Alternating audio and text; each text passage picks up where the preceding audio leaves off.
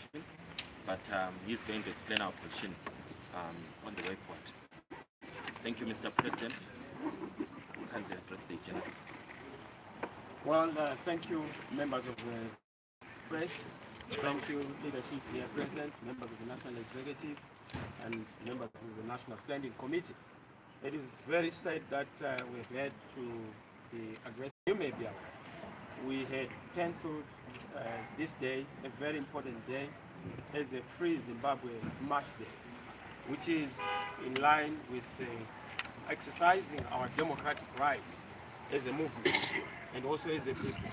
To say we have a constitutional right to demonstrate, we have a constitutional right in terms of Section 59 to express ourselves. Not only is it a right to express ourselves, it is also a constitutional authority because all power is derived from the people in terms of our constitutional dispensation. So Section 88, executive authority, resides with the people.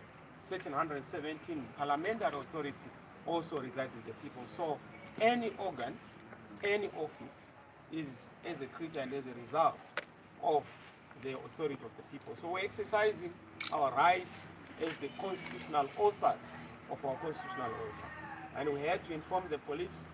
What we did was to inform the police in broad daylight, almost 2 weeks ahead of time, to say who would want to demonstrate, because we felt we needed to exercise our constitutional right in line with what is required of us by the law. Unfortunately, the police did not indicate to us that they had problems with our application. In fact, they cooperated with our team that was organizing until last night, when they invited our team to advise that they had a prohibition order, which in itself is unconstitutional because it does not arise. In fact, courts have already pronounced themselves on that matter, and that makes it very difficult for us to understand why, again, the court did not confirm that position when the matter was taken to court this morning.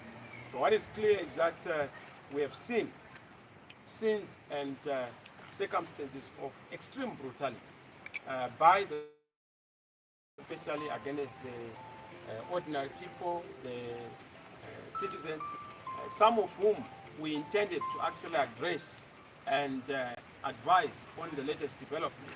But we're not given that opportunity because they did not allow people to congregate. They wouldn't want people to assemble. In fact, our organizing department in the morning, we're trying to get people to come together, but they were not permitted because we wanted to have an opportunity to give people the way forward and the direction in terms of the next course of action. So you have seen, and I'm sure you have heard what has happened, that we've had over 80 people arrested, 20 in Kambuzuma, about 20 at Coca-Cola Corner, then about 15 at St. Mary's. We also had about 20 from Norton, but the number is still increasing because we are recording the information as it is coming. We've also received reports of some 7 serious assaults, particularly on account of brutality of the police, especially in the city center. Also heard of journalists who was assaulted, journalists who were also abused on account of the tear gas. I'm sure you bear testimony. Of those cases that were recorded, one of them is very severe. A woman whose circumstances we are not very clear about because she was severely assaulted, and we she's still okay because she was taken by the police through Red Cross, and we see her to ascertain her condition. We've also received cases of abductions since Tuesday. In fact, 10 of them were recorded on Tuesday, 4 on Wednesday, then 4 last night, making it a total of about 18.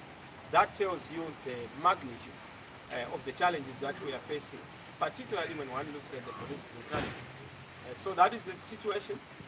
Because the police banned our demonstration, what is clear is that it's turning out that the regime in Harare is far worse than the Mugabe regime. One would be persuaded to think that Mugabe is back, but you then realize that this is not Mugabe when it is best. Mugabe has become a toddler when it comes to the kind of brutality that we are seeing. This, in terms of just the magnitude of abuse and heavy-handedness, tells you that it's a big problem. In fact, we've seen that the police had new vehicles, the new uniforms, they have new equipment, meaning to say that they have money to buy uniforms for police to brutalize people, but they don't have money to get us out of the electricity blackout. People spend hours in darkness. People spend hours in queues for basic commodities like bread, but you would find that the police, in their own actions, are showing that they are not consistent with the situation that Zimbabweans are going through.